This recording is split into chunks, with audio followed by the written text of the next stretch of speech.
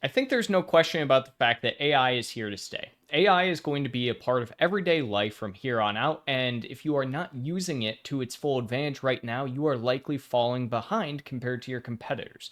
Lucky for you, I have put together exactly what the use case for each individual AI and which ones I personally recommend to use for an Amazon seller or direct to consumer seller. So, without further ado, let's dive into the four major AI and what their use case is going to be for you as a seller. First and foremost, I have Google Gemini. So, Google Gemini is actually one of my personal favorites at this point in time. The reason is because it has a lot of versatility in a lot of different areas. But my favorite aspect for the average seller to utilize at this point is actually just the image generation. Now, a caveat I will have here is that AI image generation in general only gets you about 60-70% of the way there. There's still going to be a little bit of room you're going to have to play around with, and the best thing to actually do with a lot of these images is throw them into a software like Canva and utilize Canva to essentially use it as a template for what you should do, not exactly the full image. And that just comes down to a lot of the times the dimensions and just the granularity that you need within images. So, specifically, when we're looking at Gemini here, I love its image generation. So, I took this Ali men's multivitamin here, gave it just the main image, then I gave it a link to the actual product listing on Amazon as well, and I wanted it to create me an infographic to go along with my main image. So, without further ado, Gemini spit this out, which, to be honest, I think is a great image. It shows essentially the branding here. It shows the key nutrients you're getting. It shows essentially the benefits that you're actually going to be getting. Now, the only thing here is that you can notice a couple of things. First and foremost, it has this right here where it's like for vision, and that says zinc cellular health. So you're never going to, on the very first attempt, get the perfect image that you need. And again, this is a lot of where I kind of talk about the aspect that taking this as almost a template, throwing it into Canva, and then having Canva's image AI replicate this in a usable function is going to be way better. You also are still always going to get this little watermark down here. It's a telling tale if I see an image nowadays with that, as it shows up on every Gemini. But this is, in my opinion, the best use case, is just trialing out and looking at some different ways that you could potentially show your infographics, show different information off, and again, use it to get 60% of the way through your design process without, the necessity. Now, if you're somebody who truly doesn't know how to use Canva, doesn't know how to use design software like, myself, I'm not exactly the most artistic person in the world, then this is a great step forward because it will show you what you could potentially be looking at and what is going to be following the best practices for all of your imagery. Now, the second one that I love to utilize is Claude. So, Claude specifically has one superpower and one superpower only, and that is its ability to write. It does it far better than every other AI on the market, in my opinion. There is just no other AI that I think can actually write the same level of depth that Claude can. Now, the secondary aspect to that writing is what do you have it write? So in this case, I wanted it to give me essentially some keywords that are relevant based on ranking and indexing and write me a description. So you can actually see a description here. Now, this does not follow Amazon core guidelines because I didn't specify that it should follow the Amazon core guidelines for a description. But to be entirely frank, if I were to throw this description up on a website, I think this would be a great way to describe the product. And then finally, it also gave me a bunch of keywords that I should be focusing on for a product like this within my description. So I think Claude's best ability for anybody using it is just get it to write for you. If you can understand and prompt Claude correctly, give it the exact number of characters you need, some of the exact high relevancy keywords you need, and then also get to just do a little bit more keyword research, Claude will write better than 90% of just the, random copywriters you find out there. The only thing is, at the end of the day, you still need to be able to do keyword research on your own. You still need to know how to actually incorporate those into it. So it can't do some of those things. You need to have that base level at the end of the day.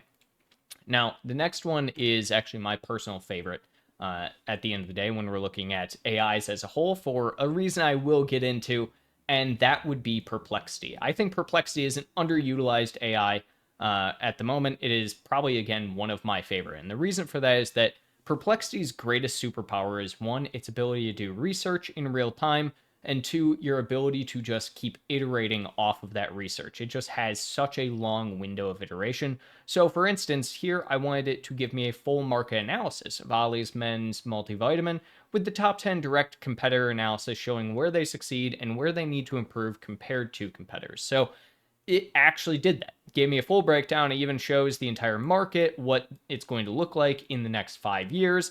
Gave Ollie's core strengths, which showing at the end of the day across all of these different sites. So that's one of the big thing is that Perplexity uses so much more just source material and information than other AI platforms do. And then finally, it also shows our key weaknesses. That's a really big thing. If you are unsure of what your key weakness might be, this is something I would definitely try out, is to try and see what is your key weakness compared to your competitors.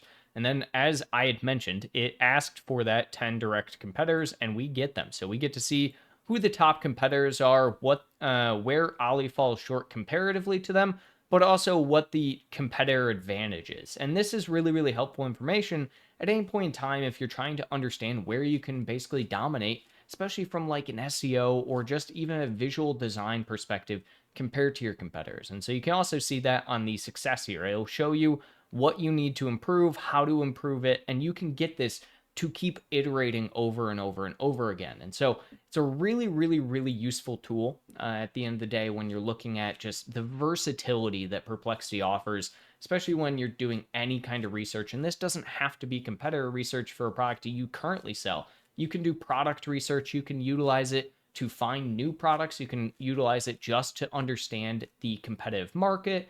A million different use cases for Perplexity's research functions, and it's just the best on the market when it comes to it. Now, the final AI that we have on the docket here is ChatGPT, everyone's beloved favorite AI from OpenAI. And the one thing I will say going into this about ChatGPT is that, currently speaking, I don't actually pay for ChatGPT. I don't really recommend it for most sellers at this point in time, and I used to. ChatGPT actually used to be one of my favorites. I used to use ChatGPT for everything. I would use it for just day-to-day stuff. At this point in time, it does not serve enough of a use case, in my opinion, comparatively to other AI. Now, the only area that I would say ChatGPT is currently a reigning champion compared to other AI is just the idea of getting new ideas that you can ask for other AIs. What do I mean by that? Well, primarily speaking, ChatGPT does really well at just being imaginative where other AI kind of fail at the end of the day. So you can actually ask ChatGPT something simple, such as, I am selling a men's multivitamin and I need new product ideas. Please come up with 20 potentials. And this is where it's going to thrive comparatively to others. It just comes up with a lot of different iteration. But even then, I would take some of this to see if any of this makes sense, and I would throw it to do some market research into Perplexity. But this is where ChatGPT, in my opinion, does really well, just because the fact that it really gives a lot of just iteration, a lot of creativity around different products, different ideas. But outside of that, I don't find ChatGPT to be, all that great. Now, which AI, if I had to choose one, because at the end of the day, we can't be paying for all these subscriptions on AI, right? You can't be paying for a million different subscriptions at once. So if I had to choose one, which one would I choose? The answer is actually fairly simple, in my opinion. I would choose Perplexity, and I'll give you one really good reason why. With Perplexity's Pro plan, it has a very specific feature that not a lot of people know that they can utilize at any point in time. And that feature is that you can see here, I asked it, develop a 5-step Black Friday and Cyber Monday discount and promotional plan for Ollie Men's multivitamin on Amazon.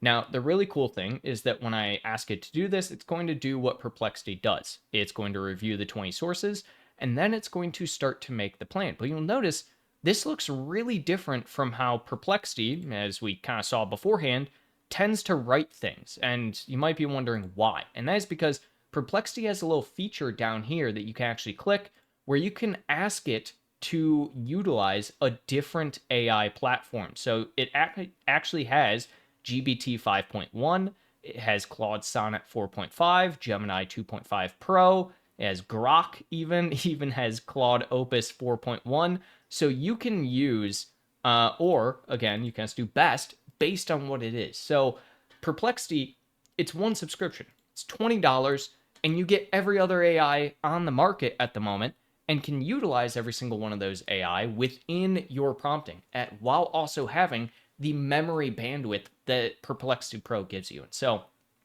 hands down, if I'm using one platform and one platform only right now, I'm going to use Perplexity. Simple as that. It just is the one that you can at least get the most versatility out of because you can use every single one of the other platforms. Now, again, there's still some nuance in there, where, as you saw, still wanted to research and review 20 different sources and do the typical Perplexity thing. But then when it came to actually writing something and, giving you a good mindset of where everything is at, still use GPT. Use GPT 5.1, gave a typical GPT 5.1 type of response. And so Perplexity is by far, in my opinion, going to be the best utilization tool for AI for most sellers. Now, that being said, if you are somebody who, for instance, has like a Google Workspace account already, right? That means you automatically get Gemini 2.5 Pro. In that case, I would use Gemini, right? Use the tool that is most accessible for you. But it's the same thing at the end of the day. The only tool and the best tool is the one that you actually utilize. So if you like this and you like other AI content, I'd really encourage you to like this video, subscribe, and then comment down below. What is your favorite AI tool and what do you use it most to do?